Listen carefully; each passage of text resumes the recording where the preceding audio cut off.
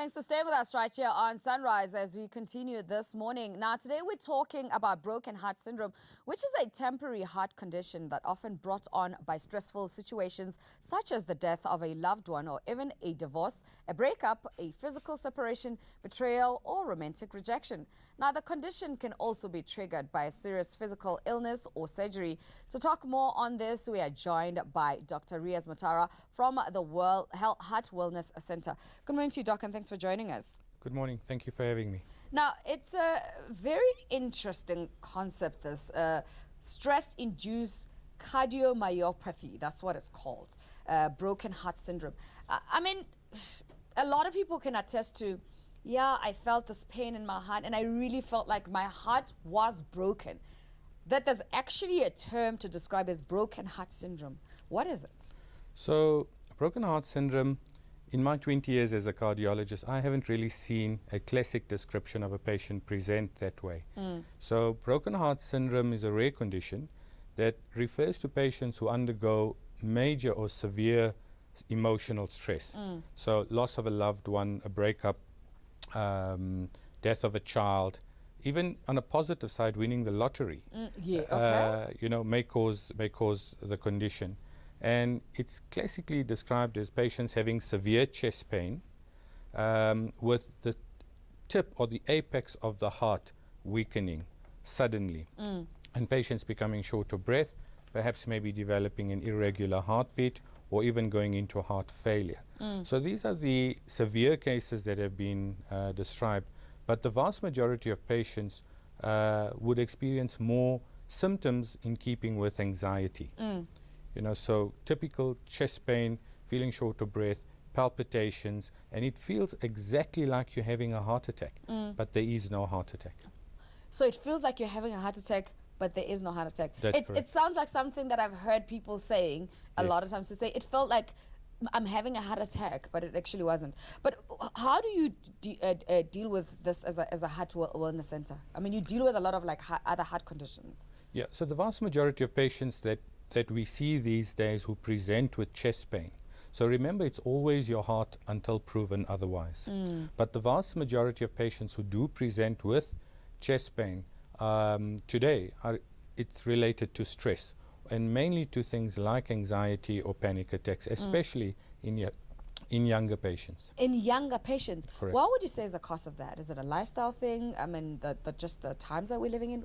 I think it's the times that we're living in. People are faced with far more stress these days to conform, to fit in society, to achieve at a younger age. And many people don't cope, or it's just too much. And these stresses cause a release of a stress hormone called adrenaline, which typically should only really go up in high levels when you are faced with being attacked. With danger. With danger, yes, correct. Yeah.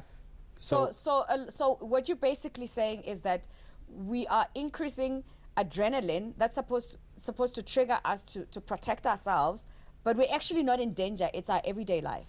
Correct. So typically, these adrenaline levels were designed to save our life. Yes. Okay. But because of our stressful life that we live, from the time we get up in the morning till the time we go to bed at night, these adrenaline levels are chronically elevated. And then it demands that our body makes anti-stress hormones like cortisol to balance that out. And we just can't keep pace with the amount of stress that affects us today. So it's a default trigger, really. Yes, correct. So the adrenaline's designed to actually save your life. But because it's chronically elevated, the body has to find a compensatory mechanism or a balancing mechanism to deal with these high adrenaline levels. And it's the counterbalancing mechanism that can't keep pace and goes down. So now you end up with too much adrenaline in your body. In your system, and this is what then creates the mental fatigue, the physical muscle aches and pains, palpitations, anxiety, feeling anxious, panic attacks, depression, high blood pressure, as an example. That is scary, Doc. It is scary. I mean, we see so many patients today, and as I said, younger and younger patients presenting with, these symptoms. Okay, how can we reverse that? How does one deal with that? So it's a difficult and a complex problem because you have to deal with the cause of the problem, which is dealing with the stress. Now, a simple measure that most patients can do is to meditate every day for 5 to 10 minutes. Just silence? Just silence, just calming the system down. All you need to do is just sit in a quiet position, sit in a quiet place, and breathe for 10 minutes and let everything calm down to bring the adrenaline levels down. So it's almost like switching off your computer or your phone to let it like start afresh, something Correct. Like yes. So remember, our adrenaline levels, if you go back to the time of cavemen, was only really meant to go up during periods of stress, like when they were hunting or being hunted. Whereas today, our adrenaline levels are high throughout the day, and then they peak during acute periods of stress. So the only way that you're going to bring this down is by slowing down your stress response. Okay, let's take a caller. We've got Elizabeth on the line. Hello, Elizabeth. Elizabeth. Hi, Elizabeth.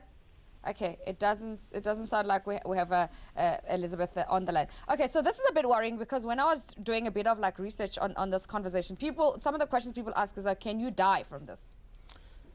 There have been reported cases of patients dying from it. As I said, it's difficult to confirm if this was the actual really cause of the death. Most patients may have an underlying heart problem and then undergo a major stress and can die from it.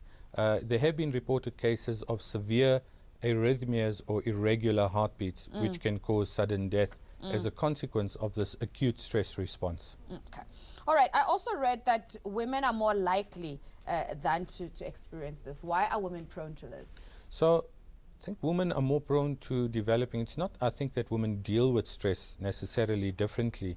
I think it may be the actual stress response that's different in women, that's related to hormonal changes in women.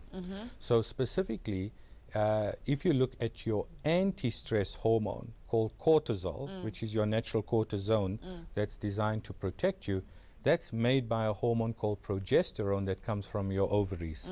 And because of these fluctuations in your monthly cycle, those progesterone levels, when they do go low, means that your anti-stress hormone may be lower and may not be able to balance out the high adrenaline, which causes the problem. Okay, so that's just it triggers it differently. It triggers it differently in women, and then I think it also depends on how we've been raised and how people deal with stress individually. Okay, so I mean, for someone who says, I want to avoid this, if you're saying it's happening to younger people, what are the things that people can do? You spoke about meditating? Yeah, so meditation, I think it's important to talk about your emotional stresses and your challenges and have somebody to talk to. It's when you bottle up these emotional traumas or fears in your subconscious, and then it's like a bucket of water filling up. At some point it's going to tip over. And that's why when they say something, it suddenly just happened. It wasn't actually suddenly. That's it. It's been building over time. Correct. So most anxiety attacks happen completely out of the blue. Will wake you up at 4 o'clock in the morning in your sleep, happen in a shopping center, and you're not necessarily thinking about anything anxious at the time, but it comes completely out of the blue. So all that an anxiety attack is your body's physical response